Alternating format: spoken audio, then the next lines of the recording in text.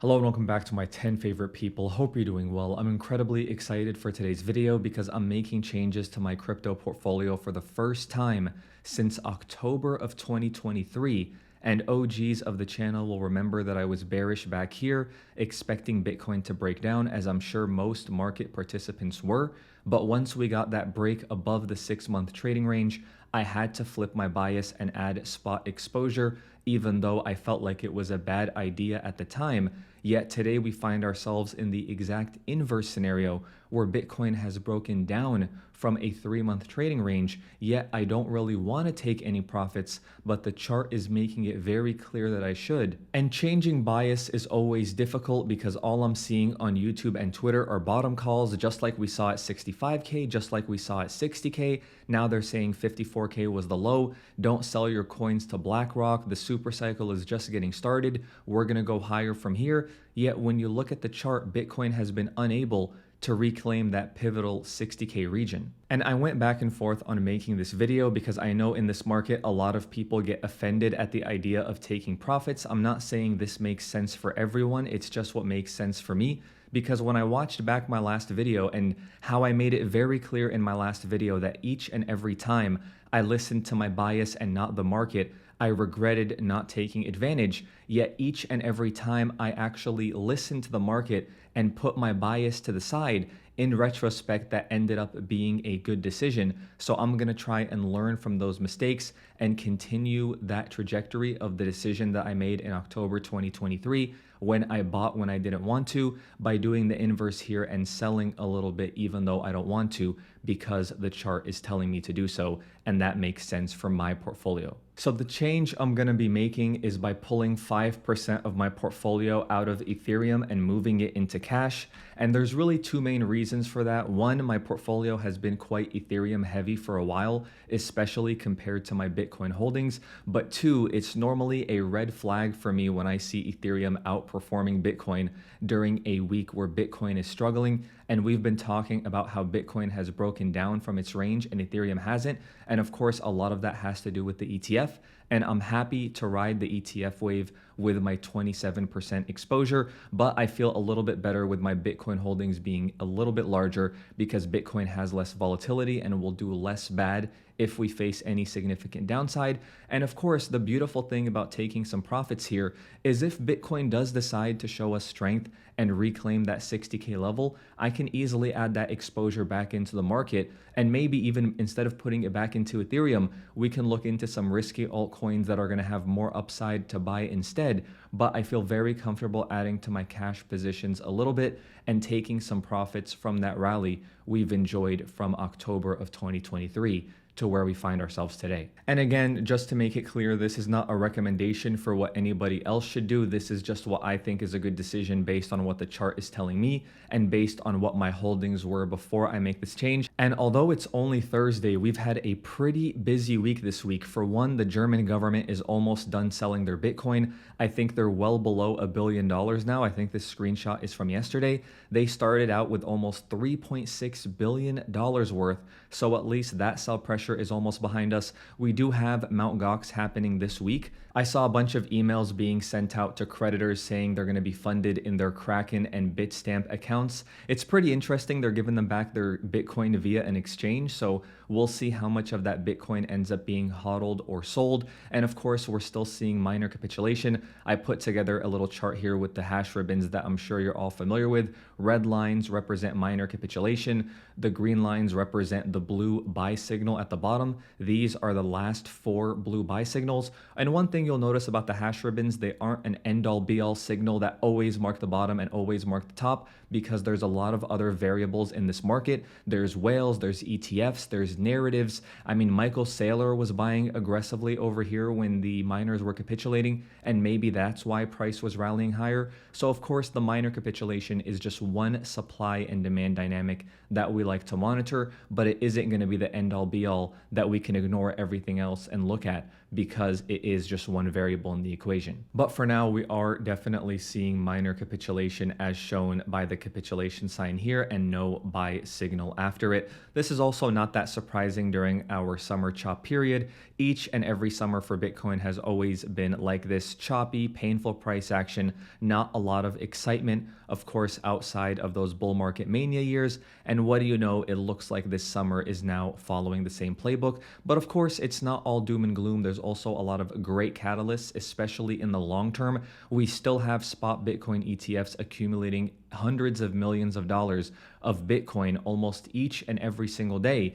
And if you look at the inflows a little bit zoomed out, you can see we're seeing a lot more positive recently, and we're almost back to record high ETF holdings. So it's nice to see all of that supply get taken off the market, since we do expect ETF holders to sell less often than what we see from more short-term oriented traders. We also have the leading presidential candidate coming to speak at a Bitcoin conference on July 27th. History says these conferences tend to be sell the news events, but it'll be interesting to see how that goes. And we have MicroStrategy doing a stock split, and usually these tend to have short-term upward pressure on stock prices. So maybe Saylor will use this as an opportunity to issue more shares and buy more Bitcoin. And of course, there is still a lot of fear in this market, which means that it's also a lot less risky than the euphoria phase that we saw a couple of months ago, but we can stay in these fear times for a prolonged period, and it's still not very clear what type of cycle we're going to have. Of course, I'm still leaning towards the normal cycle, but I have no idea how deep this pullback ends up going, which is why I'm happy locking in a couple more profits into cash. But it's definitely something we're going to continue monitoring. Is it going to be a normal cycle that doesn't go that deep, or will it be a deeper correction? And of course, there's still that non-zero chance of a failed cycle because something breaks in macro and everybody gets blindsided by a big negative catalyst. As for macro, we did get a huge CPI print today. US inflation was negative for the month of June, and the market celebrated that a little bit, and Bitcoin briefly got above 59,000, but of course the sellers just stepped back in and I guess knocked it back down, which really shows you the amount of sell pressure we're facing right now. But of course, we're going to have to wait to see what happens between now and the weekly close. We tend to see a lot of volatility around these major labor market or inflation data prints, but it's interesting to see how everybody was excited when that negative print came in, and the sellers still stepped in and knocked prices back down. If we zoom out a little bit, we see that CPI is back at that range low.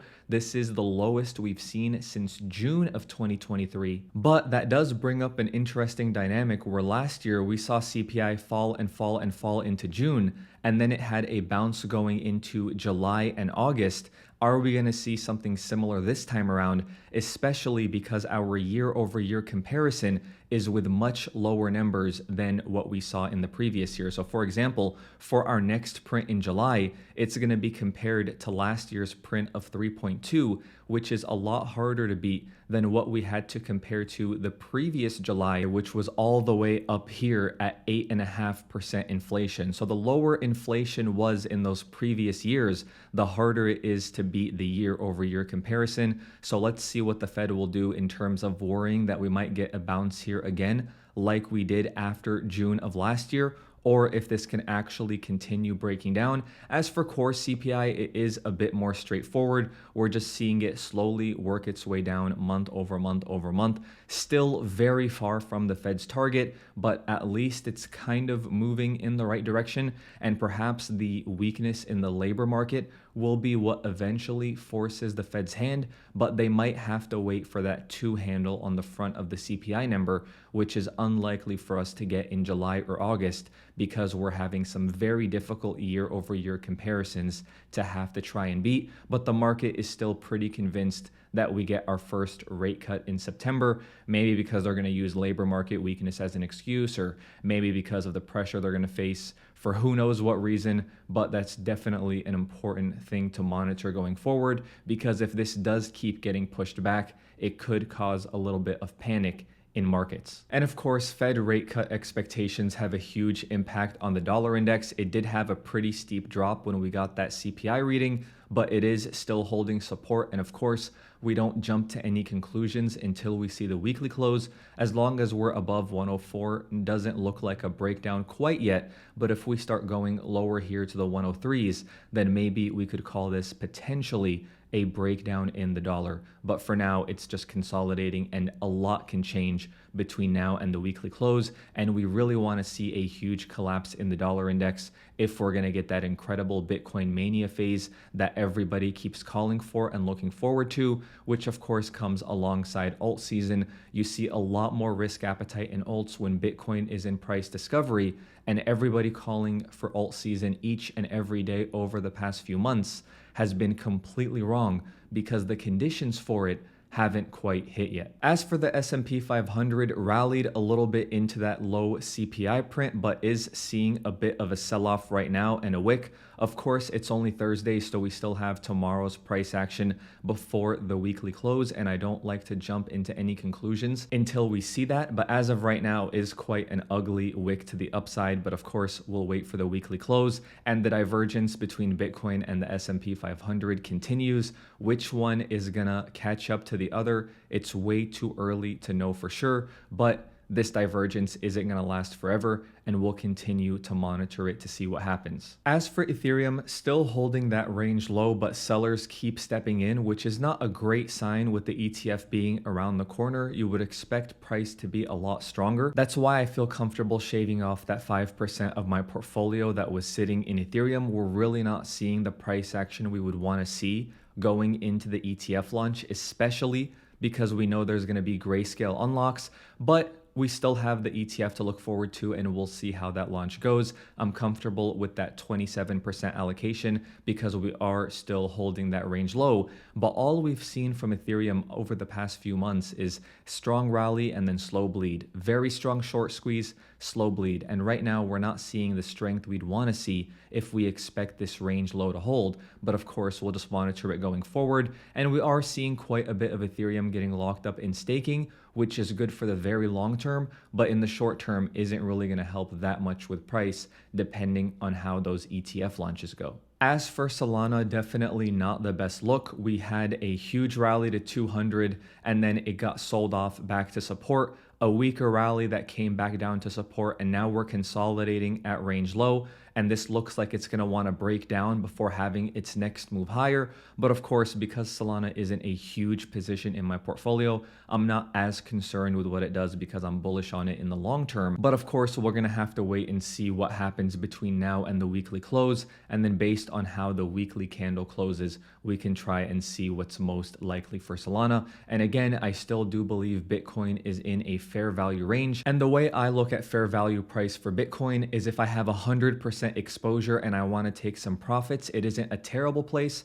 Or if I'm 100% allocated to cash and I wanted to buy some exposure, I'm not buying at incredible value, but I'm also not buying at the top of a bull market. So I still see that we're in fair value. I still think it's possible that we'll revisit the low 50,000s, and I still think the 40Ks are in play. Even though it's unlikely, I want to have some cash to take advantage of that opportunity if we get it. But of course, I'm still 70% long this market in my crypto portfolio because I'm still very bullish Bitcoin in the long term, just like I'm bullish the S&P 500 in the long term, because on longer time frames, money supply expansion and debt expansion aren't going anywhere, which means fiat currency devaluation is here to stay. So let me know what you think about me selling 5%. I know for some of you that's going to be ludicrous. How could I sell anything? This asset class only goes up in the long term. Selling is always a mistake. And I know a lot of you are going to be like, you should have sold 20%. Look at the weekly chart. This is the first range break to the downside that we've had for Bitcoin since the bear market bottom in November of 2022. But I like to slowly DCA in and out of the market. I don't like taking huge swings in my portfolio allocation. I like to spread it out over a few weeks. And of course, if we reclaim that 60K level on a clear weekly close, I'm happy to add my spot exposure back into the market. But anyway, let me know what you expect. What have you been doing with your portfolio over the past few weeks? As always, thank you so much for the support on the recent videos. Thank you so much for watching, and I'll talk to you soon.